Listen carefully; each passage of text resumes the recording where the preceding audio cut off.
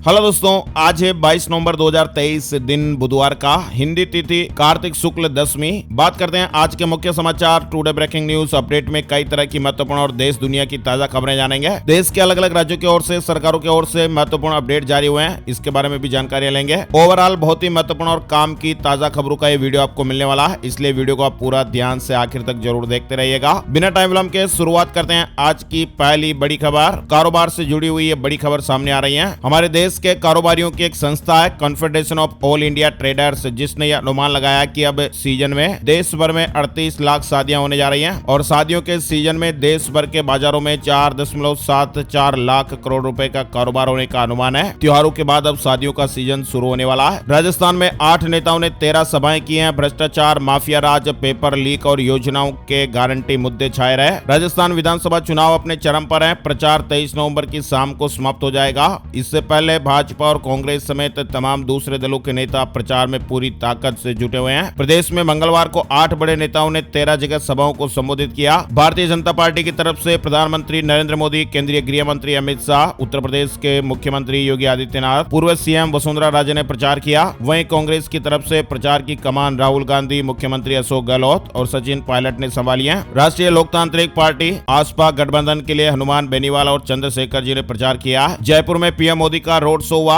Open jeep में 4 kilometre चले। PM Modi के साथ प्रदेशाध्यक्ष सीपी जोशी भी मौजूद रहे। प्रधानमंत्री नरेंद्र मोदी ने मंगलवार शाम को जयपुर में मेगा रोड शो किया। मोदी 1 घंटे 16 मिनट में ओपन जीप में 4 किलोमीटर चले। रोड शो में लोगों में जबरदस्त उत्साह देखने को मिला। राजस्थान में 25 नवंबर को वोट डाले जाने हैं। चुनाव के रिजल्ट 3 दिसंबर को आएंगे। राजस्थान चुनाव के लिए प्रचार में पार्टियों ने पूरी ताकत झोंकी हुई है। यूसीसी पर दिल्ली हाईकोर्ट में सुनवाई 1 दिसंबर को होगी। सुप्रीम कोर्ट ने मार्च में याचिका पर विचार करने से इंकार कर दिया था। यूनिफॉर्म सिविल कोड यानी यूसीसी को लेकर दिल्ली हाईकोर्ट में 1 दिसंबर को सुनवाई होगी। अदालत ने सोमवार 21 नवंबर को उन याचिकाओं को सुनवाई के लिए लिस्टेड किया जिनमें यूसीसी लागू करने की मांग की गई है। Indian council of medical research यानी आईसीएमआर ने एक स्टडी में बड़ा दावा किया, कहा कि कोविड-19 वैक्सीन लेने से देश के युवाओं में अचानक मौतों का रिस्क नहीं बढ़ा। स्टडी हुई है जिसके मुताबिक कोरोना के दौरान अस्पताल में भर्ती होने, अचानक मौतों की फैमिली हिस्ट्री और कुछ लाइफस्टाइल आदतों के चलते अचानक होने वाली मौतों में बढ़ोतरी हुई है। मनीष सिसोदिया की न्यायिक हिरासत 21 दिन बढ़ गई है। राउच एवेन्यू कोर्ट ने ईडी को नोटिस जारी किया। 24 नवंबर को अगली सुनवाई होगी। शराब घोटाले में दिल्ली के पूर्व डिप्टी सीएम मनीष सिसोदिया की न्यायिक हिरासत 11 दिसंबर तक बढ़ गई है। इजरायल और हमास से जुड़े अपडेट भी सामने आ रहे हैं। 5 दिन के लिए रुकेगा इजरायल हमास संघर्ष, गाजा से मुक्त कराए जाएंगे बंधक। यूएस ने इस तरह का दावा किया। अमेरिका ने गाजा में 5 दिनों के युद्ध विराम के बदले में दर्जनों बंधकों को रिहा करने के लिए इजरायल और हमास के बीच एक समझौता किया।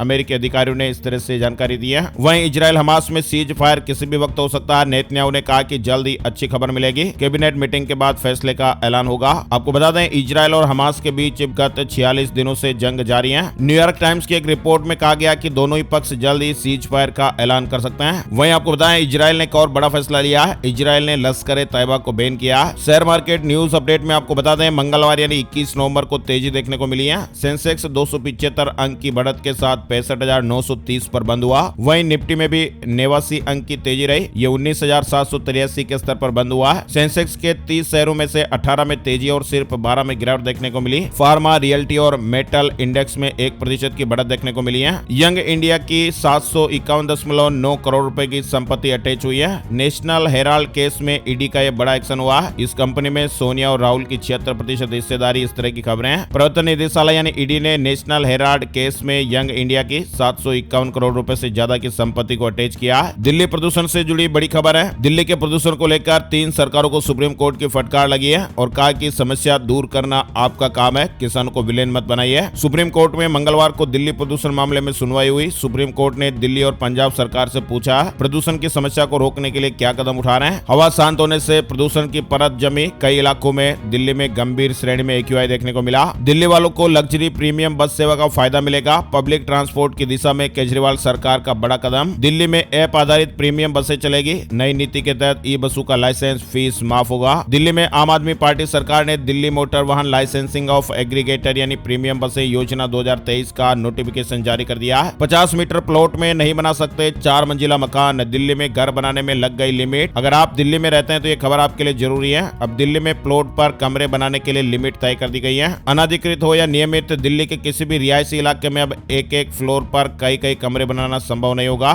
ऐसा इसलिए क्योंकि Delhi real estate regulatory authority यानी दिल्ली रेरा ने प्रत्येक फ्लोर पर आवासीय यूनिट की संख्या सीमित कर दी है। 50 वर्ग मीटर तक के प्लॉट साइज पर 3 आवासीय यूनिट ही बनाई जा सकती हैं। उत्तरकाशी टनल से 41 मजदूरों को निकालने के लिए प्रयास जारी हैं। उत्तराखंड के उत्तरकाशी में सिलक्यारा टनल में 12 नवंबर को फंसे 41 मजदूरों को निकालने के लिए 10वें दिन एंडोस्कोपिक कैमरे से देखा गया। मंगलवार शाम को दाल चावल रोटी सब्जी भी उनको पहुंचाई गई। मजदूरों को वॉकी टॉकी भी दिया गया। उम्मीद है कि जल्द ही रेस्क्यू ऑपरेशन पूरा होगा और सभी बाहर निकल आएंगे। इसको लेकर प्रयास सरकार की तरफ से जारी है। रेस्क्यू टीमें लगातार काम कर रही हैं। विज्ञापनों में भ्रामक दावे करना बंद करें वरना लगाएंगे करोड़ों रुपए का जुर्माना, सुप्रीम कोर्ट की पतंजलि आयुर्वेद को इस तरह की वार्निंग है। बिहार में आरक्षण का दायरा बढ़कर 75% हुआ। नौकरी और शिक्षण संस्थानों में यह लागू हो गया।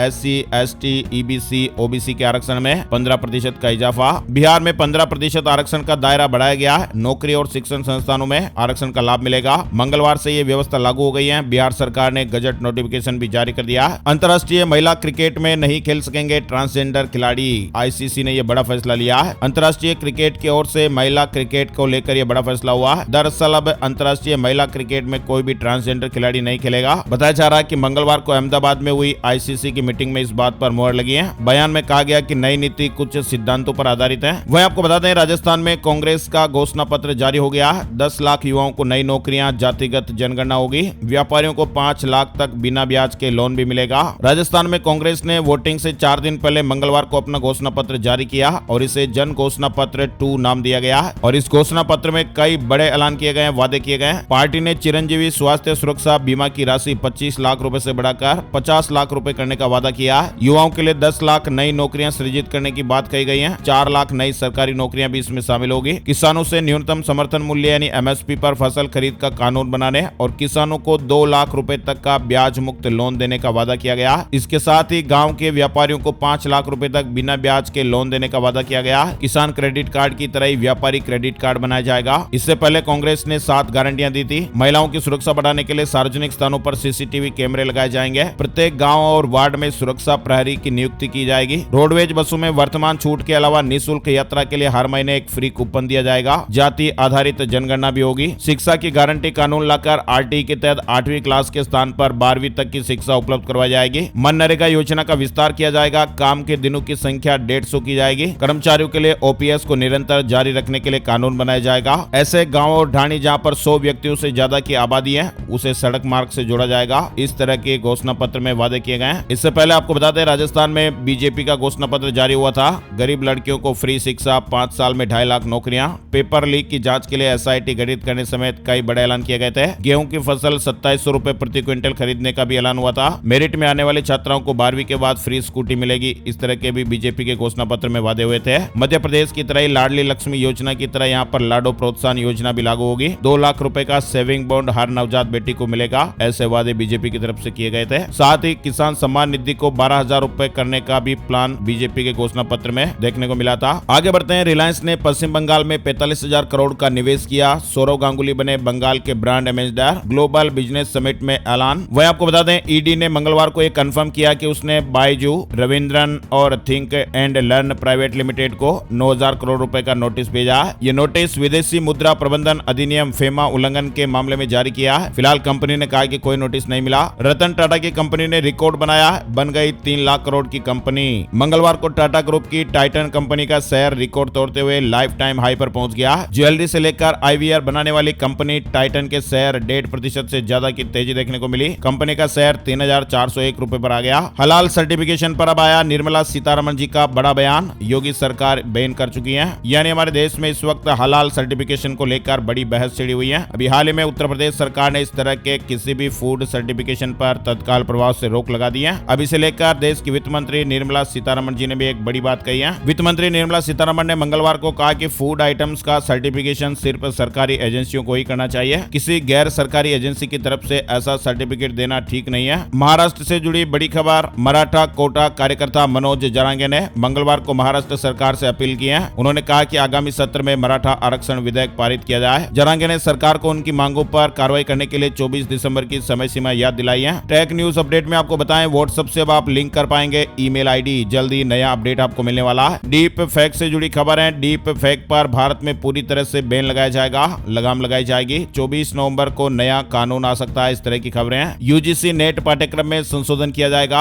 एम जगदीश कुमार जी ने ये जानकारी दी है। विश्वविद्यालय अनुदान आयोग यूजीसी राष्ट्रीय पात्रता परीक्षा एनईटी के पाठ्यक्रम में संशोधन करेगा। नोएडा में देर शाम तक नहीं खुलेंगे कोचिंग सेंटर, यूपी सरकार ने जारी की girls safety guideline. Safe city project के तहत उत्तर प्रदेश के 17 नगर निगमों और गौतम बुद्ध नगर के सभी स्कूलों, कॉलेजों, मदरसों और विश्वविद्यालयों के प्रवेश और निकास बिंदुओं पर सीसीटीवी लगाए गए। राज्य सरकार ने निजी कोचिंग संस्थानों में लड़कियों की सुरक्षा को लेकर दिशा निर्देश जारी करते हुए देर शाम कक्षाओं पर रोक लगाई है। 1 दिसंबर से सिम कार्ड खरीदने के नियमों में बदलाव देखने को मिलेगा। अब सिम कार्ड खरीदने और बेचने वाले एक साथ ज्यादा सिम लेने पर पाबंदी रहेगी, यानी प्रतिबंध लगेगा। सिम विक्रेताओं को सही केवाईसी करनी होगी और एक आईडी पर एक सीमित संख्या में सिम कार्ड इश्यू हो पाएंगे। मतलब यूजर एक साथ कई सिम कार्ड अब इश्यू नहीं करा पाएंगे, एक आईडी पर एक लिमिट में ही सिम कार्ड इश्यू होंगे। ट्राई का डीएनडी ऐप मार्च तक सभी मोबाइल फोन के लिए कंपेटिबल हो जाएगा। अगर आप भी कंपनी और स्कैम कॉल से ज्यादा परेशान रहते हैं तो आपको चिंता करने की जरूरत नहीं है। ट्राई ने कहा कि वह अपने डू नॉट डिस्टर्ब ऐप में बग्स को ठीक कर रहा है ताकि सभी एंड्रॉइड स्मार्टफोन के मुताबिक इसे बनाया जा सके। दिल्ली नर्सरी एडमिशन से जुड़ी खबर आ रही है। दिल्ली के निजी स्कूलों में यानी प्राइवेट स्कूलों में शैक्षणिक सत्र 2024-25 में नर्सरी में दाखिले की शुरुआत गुरुवार से होने जा रही है। अगले साल आटा महंगा हो सकता है। देश में गेहूं का रकबा 3% तक कम हुआ है, चने की बुआई ज्यादा हुई है। खबरें हैं कि देश के गेहूं उत्पादन में 4% की गिरावट आ सकती है। सोशल सिक्योरिटी दायरे में आए हरियाणा के बिजनेसमैन, आकस्मिक मौत पर 5 लाख रुपए का मुआवजा, जीएसटी में रजिस्ट्रेशन, टैक्स पेयर होना जरूरी। हरियाणा सरकार ने प्रदेश के बिजनेसमैन को यह बड़ी राहत दी है। मुख्यमंत्री व्यापारी सामूहिक निजी दुर्घटना योजना के तहत हजारों व्यापारी सोशल सिक्योरिटी के दायरे में आ गए। योजना के तहत वे आकस्मिक मौत या स्थायी विकलांगता के मामले में 5 लाख रुपए के मुआवजे के पात्र होंगे।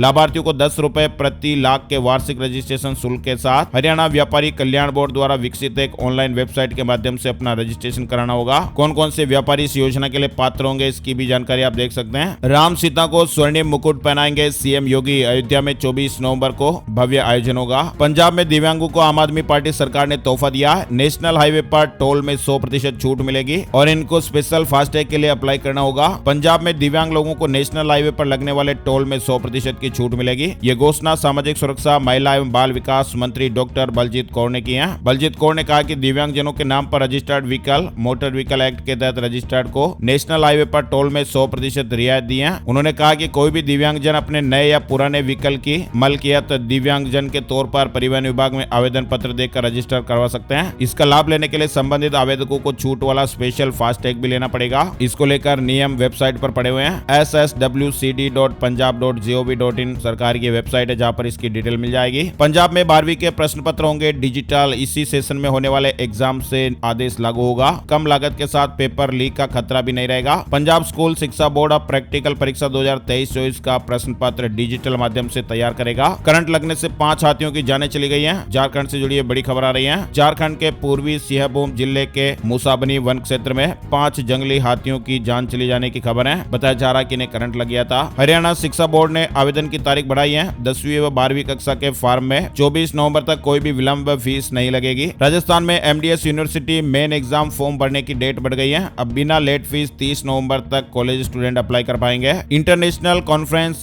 सिनकॉन्फ 23 में देश भर के एक्सपर्ट जुटे हैं। मणिपाल यूनिवर्सिटी में देश में साइबर सुरक्षा को लेकर हो रहे अपराध और समाधान पर बात हुई है। जयपुर में 2 दिवसीय security of information and network SINCONF के 16वें संस्करण का आयोजन किया गया। रेप आरोपी से पोस्को की धारा हटाई। लड़की अब बालिग, आरोपी से शादी को तैयार है। कर्नाटक हाईकोर्ट ने कहा कि 1 महीने में करें। कोर्ट ने कहा कि पीड़िता बालिग है और वो आरोपी से शादी करने को तैयार है, इसलिए दोनों को 1 महीने में शादी करवाई जाए। पंजाब सरकार और गेल इंडिया में समझौता हुआ। पराली के इस्तेमाल को लेकर रणनीति बनी है। वहीं दोस्तों एक चौंकाने वाली खबर है। इस भारतीय महिला के मुंह में है 38 दांत। जी हाँ, किसी इंसान के मुंह में कितने दांत होते हैं कमेंट करके आप जरूर बताइएगा। अब आप कहेंगे कि यह भी कोई सवाल है, लेकिन आपको बता दें कि 32 दांत होते हैं। लेकिन भैया भारत की 26 साल की ये महिला है जिसके मुंह में 38 दांत हैं। गिनीज बुक वाले भी ये देखकर चौंक गए। फटाफट महिला के नाम रिकॉर्ड भी दर्ज हो गया। इस महिला को कुदरत ने औसत वयस्क से 6 दांत अधिक दिए हैं और कुल 38 दांत हैं। योगी सरकार की इन 8 योजनाओं का असर दिखाई दे रहा है। उत्तर प्रदेश ऐसे उत्तम प्रदेश बन रहा है। दरअसल उत्तर प्रदेश के मुख्यमंत्री योगी आदित्यनाथ के कार्यकाल में यूपी सरकार ने कई योजनाएं शुरू की हैं और इनका असर अब जमीन पर दिखाई भी दे रहा है। ये कौन कौन सी योजनाएं हैं स्क्रीन पर आप देख सकते हैं। यानी अगर डिटेल से हम स्कीम के बारे में जानकारी लेंगे तो वीडियो बहुत ज्यादा बड़ा हो जाता है। चलिए आगे बढ़ते हैं। क्लेट 2024 का एडमिशन कार्ड जारी हो गया है। वहीं आपको बताएं SBI PO प्री रिजल्ट भी जारी हो गया है। SBI PO प्रारंभिक भर्ती परीक्षा का रिजल्ट आप sbi.co.in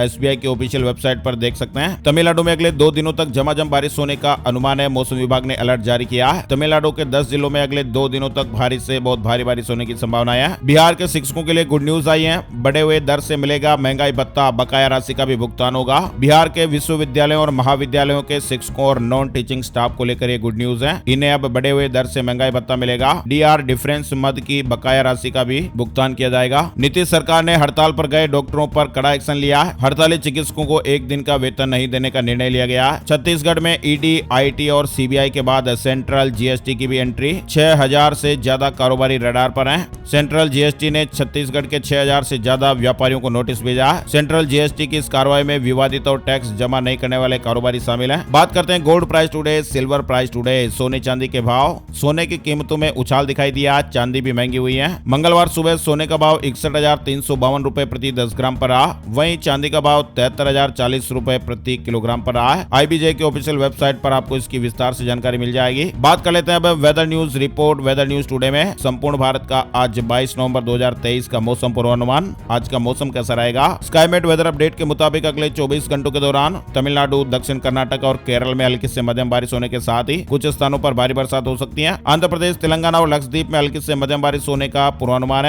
उड़ीसा के दक्षिणी तट, दक्षिणी छत्तीसगढ़ और पूर्वोत्तर भारत में हल्की बारिश हो सकती है। 23 नवंबर को पश्चिमी हिमालय की पहाड़ियों के ऊपर इलाकों में हल्की बारिश और बर्फबारी देखने को मिल सकती है। आज के मुख्य समाचार ब्रेकिंग न्यूज अपडेट में फिलहाल बस इतनी खबरें। ऐसी काम की ताजा खबरों के अपडेट्स वीडियो हर रोज देखते रहने के लिए इस वीडियो को आप अभी के अभी लाइक कर दीजिएगा। एक बार इस वीडियो को आप फेसबुक और व्हाट्सएप पर अपने दोस्तों और मित्रों के साथ भी जरूर शेयर कर दीजिएगा। वीडियो पूरा देखने के लिए आपका दिल से शुक्रिया और धन्यवाद। जय हिंद, जय भारत, वंदे मातरम।